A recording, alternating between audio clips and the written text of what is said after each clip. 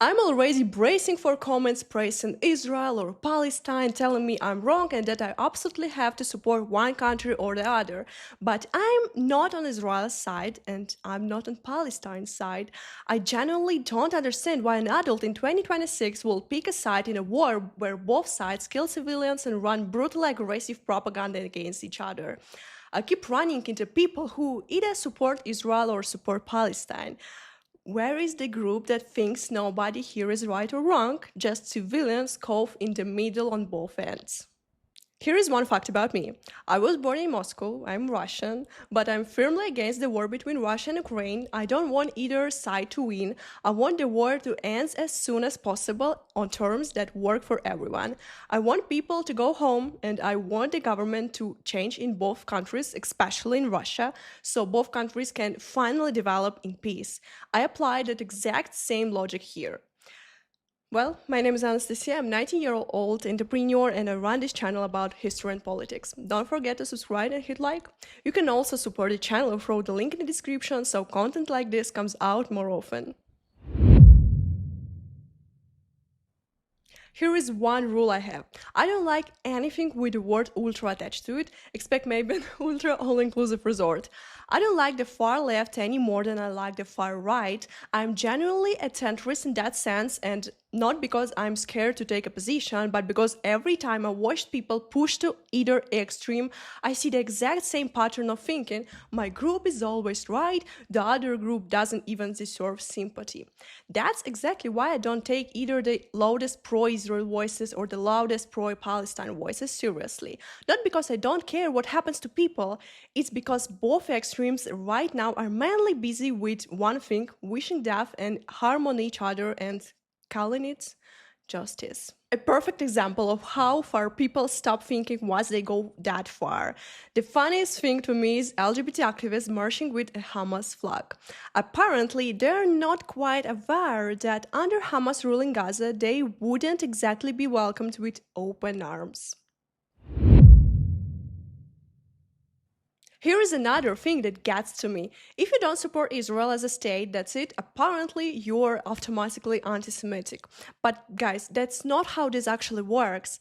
If we are being precise, Semitic peoples technically include Palestinians too. Arab peoples also belong to the Semitic language family. The more accurate term for what people actually means is Judeophobia, hatred specifically directed at Jewish people as an ethnic group.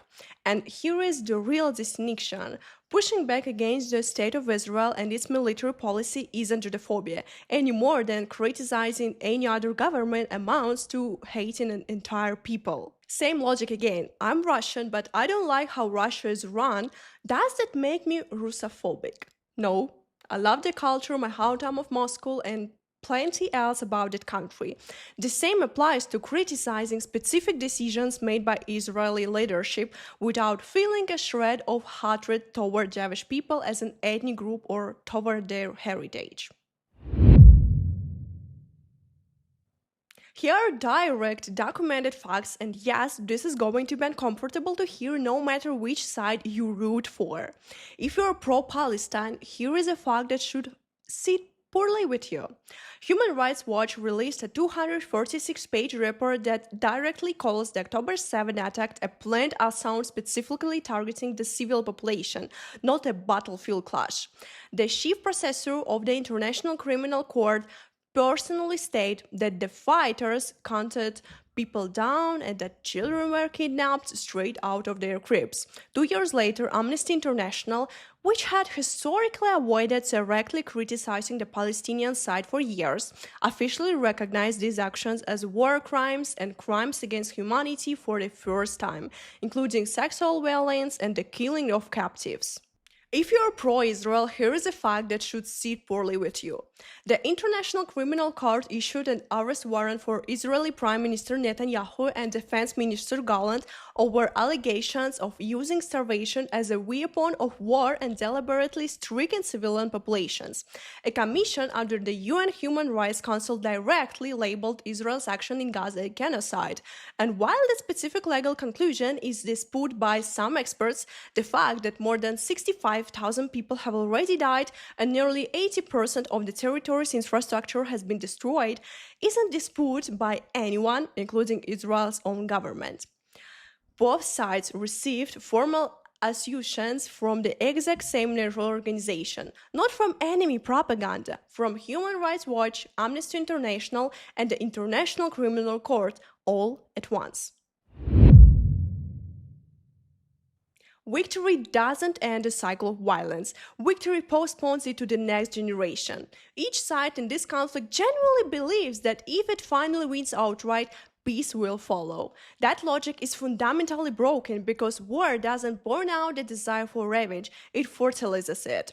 A child who lost their family in a bombing doesn't grow up believing justice was served because the other army won.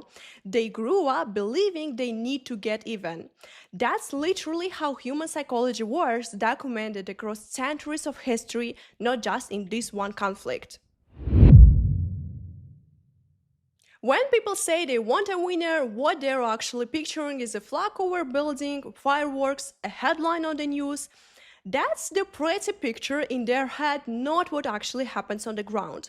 Real military victory in this specific war looks like this. Either Gaza stops existing as a territory where Palestinians can live their own lives, or Israel stops existing as a state home to 7 million Jewish people, half of whom already have nowhere else to go because their families flew there in the first place precisely because there was nowhere else to flee to.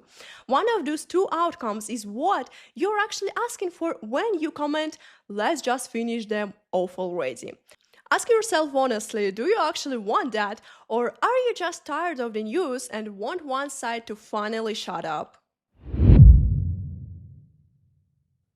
And here is where I always end up landing every time I think through this conflict. No matter how you look at this, the real evil is religious fanatics. Everyone just has a different religion attached to it. It doesn't matter whether the fanatic is praying in mosque, a synagogue, or a church, the mechanism is always identical. My faith is sacred, so any means of defending it are justified. That logic, not any specific religion on its own, is what's been killing people for thousands of years, and it's still killing people right now.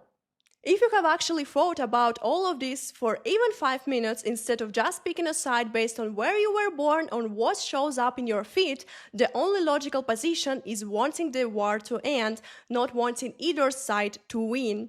Not because both sides are equal in every other respect, the history and politics of this conflict haven't gone anywhere, but because the only outcome that actually stops the cycle of violence is both sides stopping the killing, not one side finally losing for good.